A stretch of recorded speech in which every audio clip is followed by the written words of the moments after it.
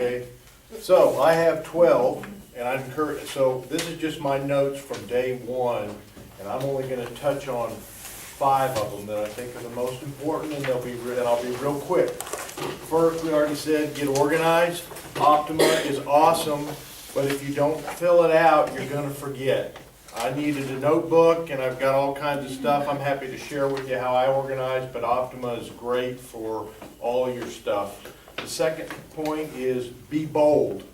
So I missed an opportunity one time. I got a hold of the mom while she was driving in the car with the dad, and no one had talked to them, not CPS, not the investigator, nobody.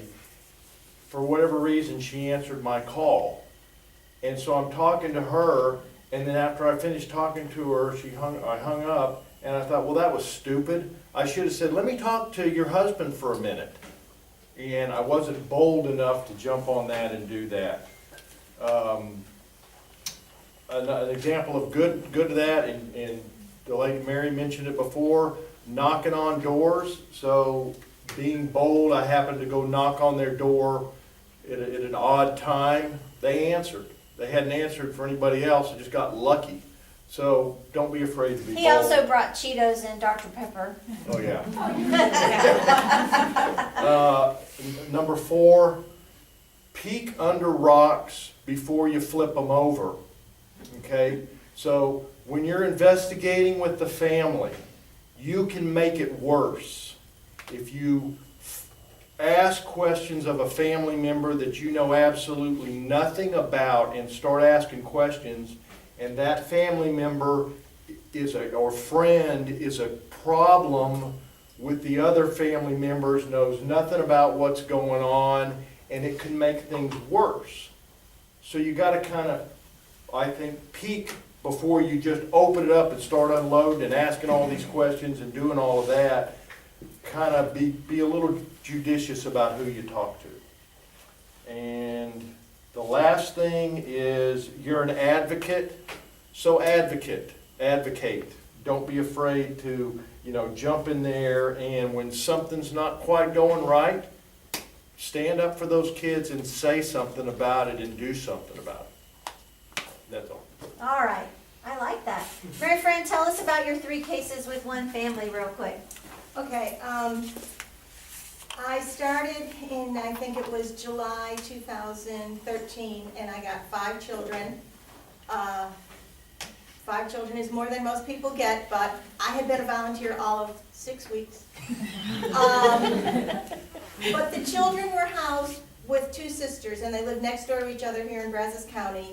They went to the same school, so it wasn't like I was jumping into 5 different schools and all that. So I go to the family group conference with my supervisor, and the supervisor says at that meeting, we better start looking for adoption. This isn't going to work. Mom's not going to shape up. I've got 6 weeks of experience. Sure she will. During the 3 years of my case, I spoke to Mom on the phone once because she accidentally didn't check caller ID and she answered the phone. She never once picked up the phone. The only other time I ever spoke to the mother was when she was at the court setting, and I could find her. CPS couldn't find her half the time. We had 3 dads, 1 mom, 5 kids.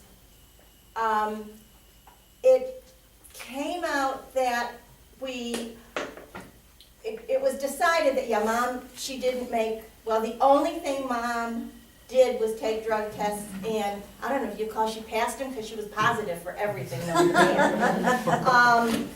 She didn't really have a residence because she was living with different boyfriends and people, and CPS would call her and say, tomorrow you've got court. Her lawyer would call her, say, tomorrow you've got court. Her father would call her and say, I'll pick you up for court, and he'd come in and he'd say she wasn't there. I don't know where she is. She was just a mess. And of course, 2 dads in jail, 1 dad in Kansas.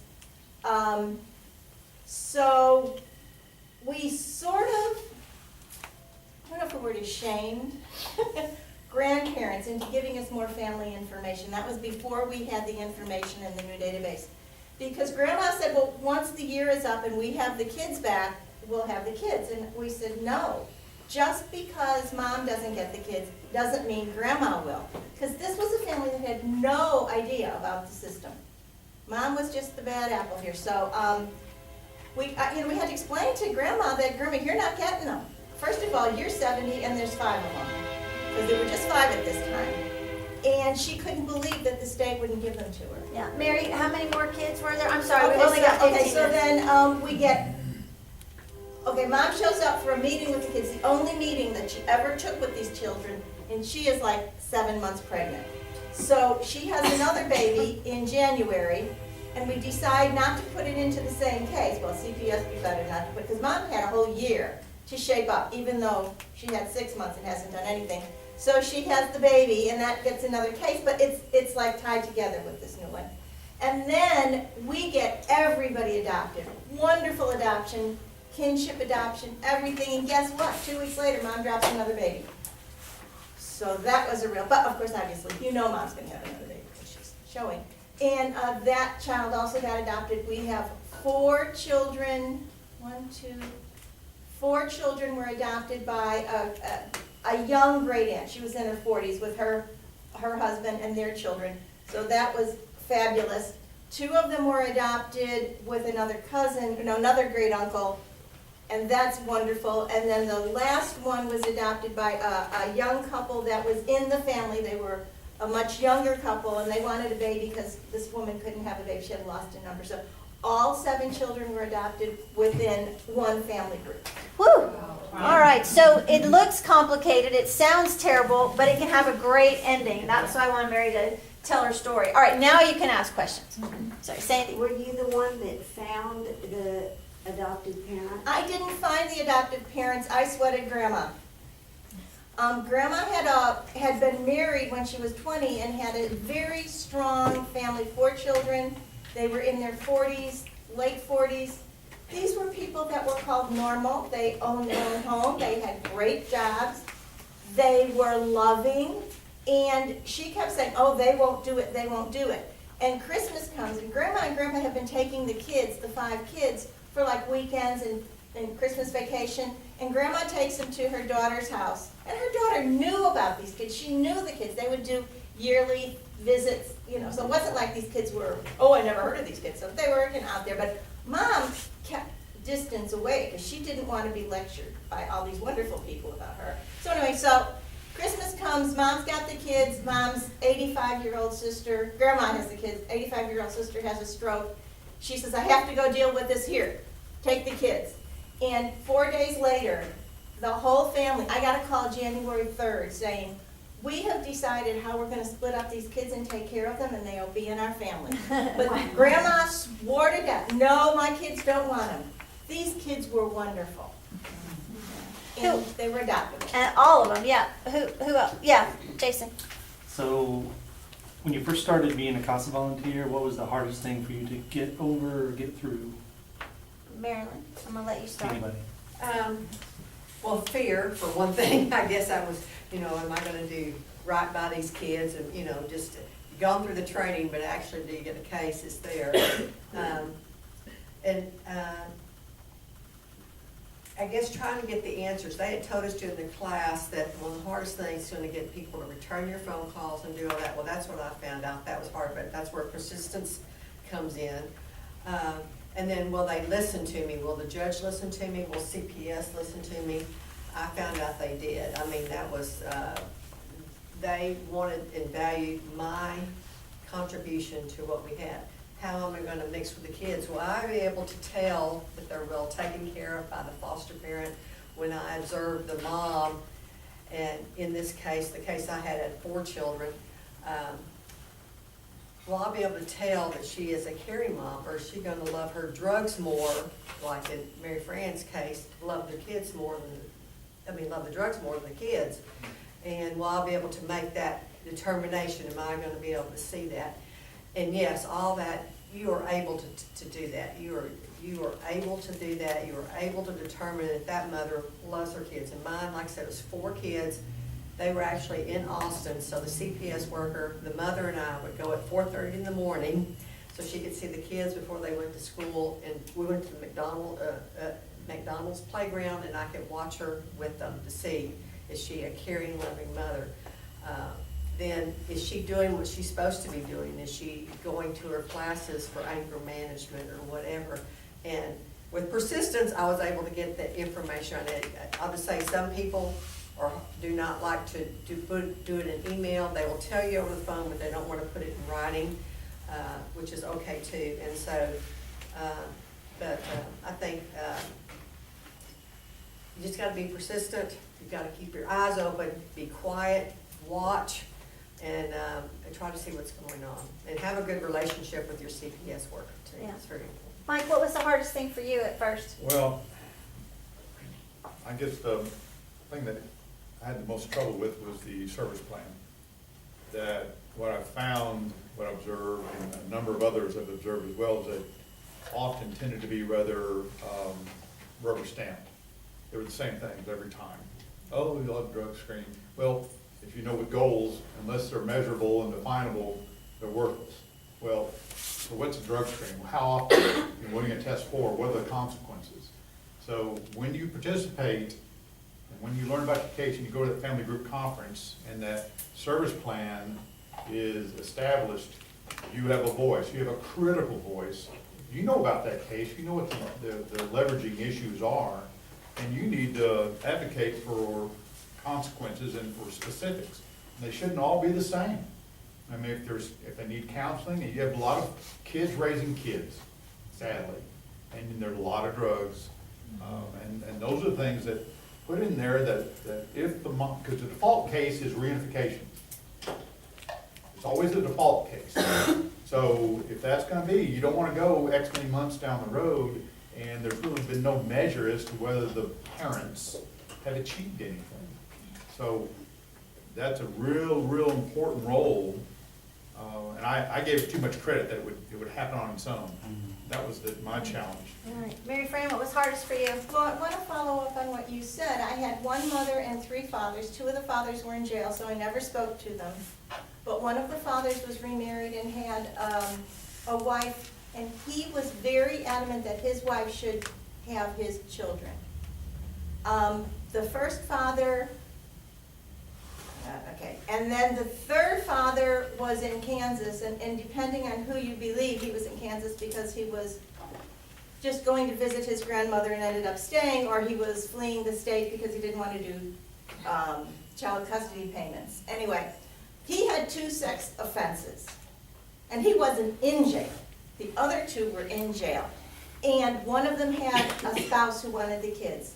And Mama was absolutely out of the picture. She, couldn't do anything.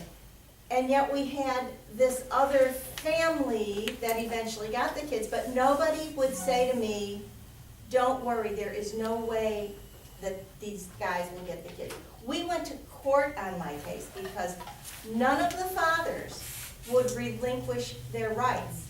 You got 2-time sex abuser, he doesn't have the brains to sign the paper that says, I'll relinquish my rights. Guy in jail for beating up his wife, who says, no, I want to take his kids. Her own children were not living with her. They were living with her uncle because she said they were too much trouble for her. She wants his. And then the other one who had not seen his daughter in over 5 years, and he would not relinquish custody. That was like, I kept thinking, really, is there a chance that these fathers Did they might- terminate on them? Did they have to terminate They had rights? to terminate it on, we went to court, and Mama finally terminated the day before we went to court, although she was a little bit, maybe I shouldn't, but she did. But it was, there was this little tiny window, and nobody could say for sure. I mean, but, they were like 95% sure, because the judge is not a fool. Yeah. David, what was hardest for you? I think tracking, or still is, tracking the service plans. There's lots of people to get a hold of. It's tough getting return phone calls. That just seems to be my biggest hurdle. Yeah. That and something was said earlier about, that was a family that is our definition of normal to some case. Problem I had was realizing that what is normal to me Yeah. might not be normal to these people I'm working with. Yeah. You know, it's a whole new ballgame. You gotta think outside your box. Larkin? Quickly, I would say, I love talking to people, I can talk to anybody on the street, but in this case, the hardest thing was sitting in my kitchen on Saturday morning, making that first phone call, and just, and having, being confident enough that I'm gonna say the right thing and do all of that, and just saying, and in the end, it was just, okay, shut up, do it. You know, and dialed the phone and started talking and said, hey, I'm a volunteer, and everything went fine from there. But Great. that was my part. Y'all are talking about some great stuff. Any question? Oh, come on. Yes, Caitlin? How much time would y'all say y'all devote a week to CASA? I know it varies based on when the hearings are and how much research you have to do, but I was just wondering. When I was at CASA, I did 12 to 15 hours a month. Yeah, Mike? That was- Don't count your EFE. Yeah, I don't know, I mean, while my case was, before it got to PMC, it was probably 18 some hours, 18, 20. A month? a month. Mhm. Mary Fran? Well, at the very beginning, I had 5 kids, I had 5 school teachers, I had, the first 3-4 months, I was probably doing 20 to 25 hours a month. And then once we got into the adoption part, if one of the children hadn't lived in Galveston, Yeah. it wouldn't have been, I mean, I visited an hour, but it took me, it was an all-day thing, but towards the end, it's like when we were trying to get the 7th child adopted, all the groundwork was done. I mean, I was just going there for birthday parties. I mean, it's Yeah. just, so it got easier as I got into the case. David? I would say a weekly average, maybe 8 to 10 hours, maybe. And you've got 2 cases? Is that both of them, you think, or one's Well, busier than the other? It's probably more. It's probably more like 15. A week? Wow. Mhm. It doesn't, you know, I guess there again, keeping up with your time in Optima, you know, it may only be a 10, 15-minute phone call. But you gotta But- document it. But the preparation for it, the thought process of what you've got to do, and, you Good, know, it just varies. good. Record those hours, And $26 then, of course, an hour. traveling.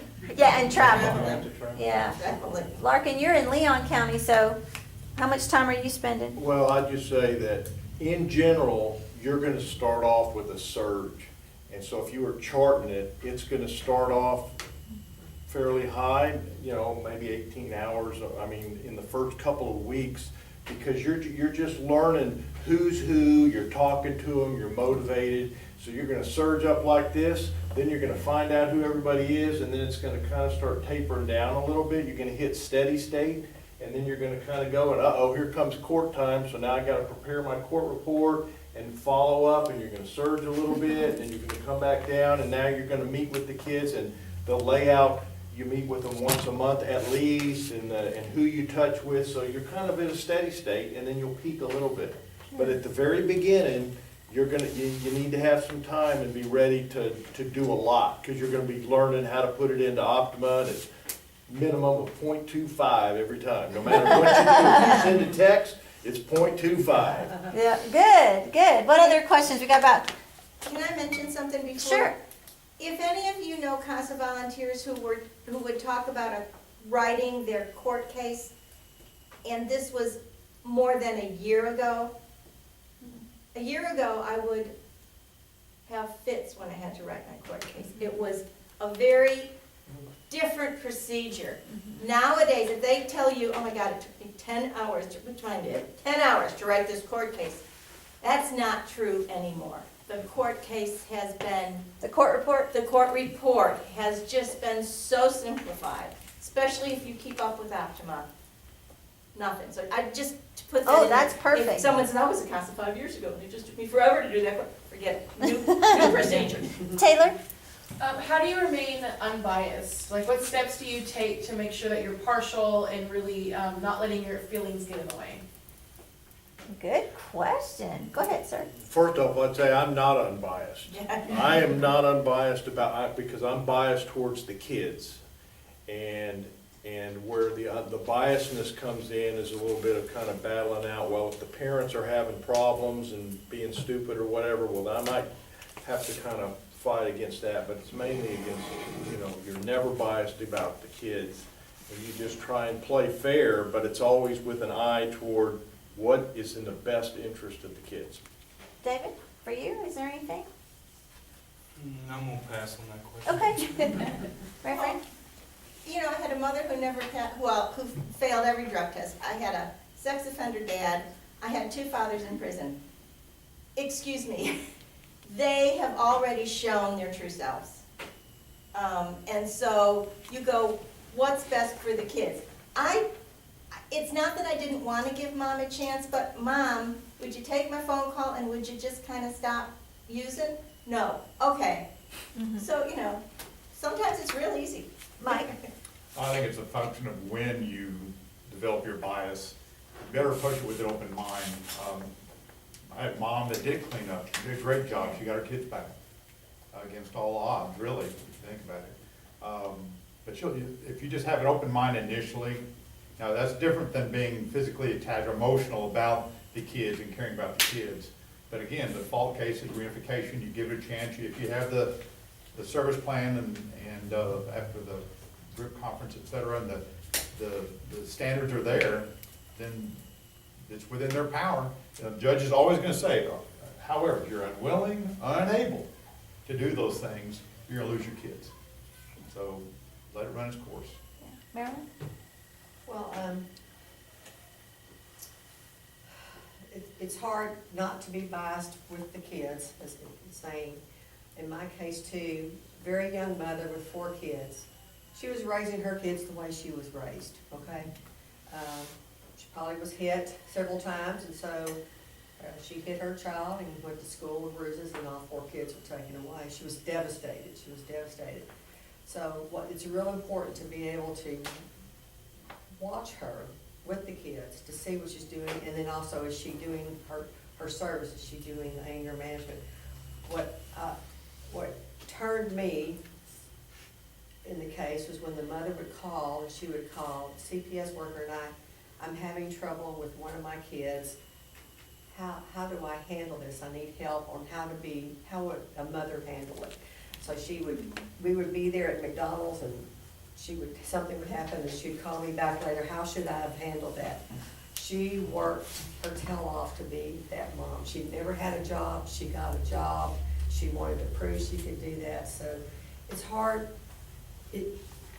It's hard, you want to be the best for the kids. The kids are always gonna want their mom and dad, even though they beat them, they're gonna want them. You see them crying for their mom and dad, but that mom and dad beat them. That's the only love they know. But she just didn't, she loved them the way she was loved. And so you have to be an open mind like that.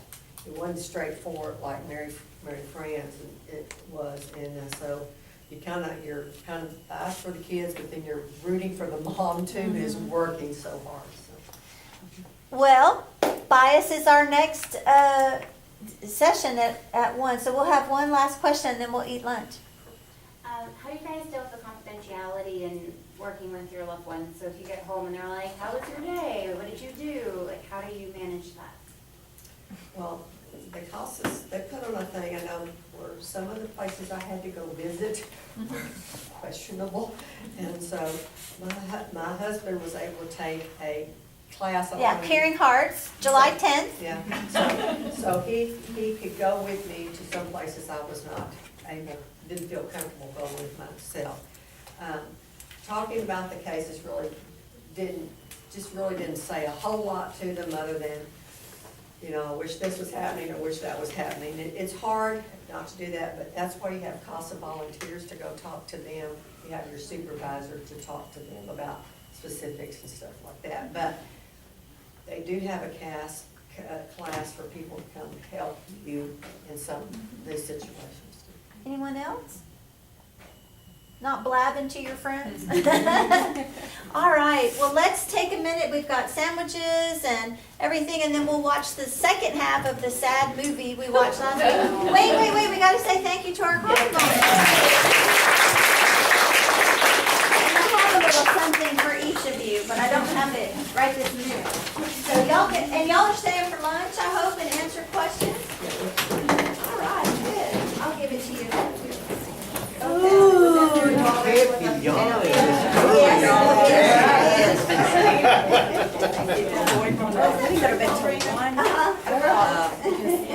had a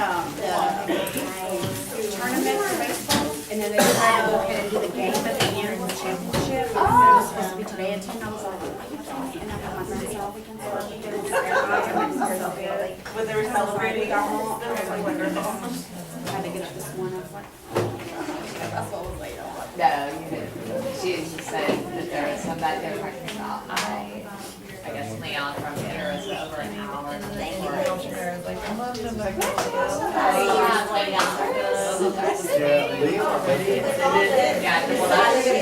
Oh, did you?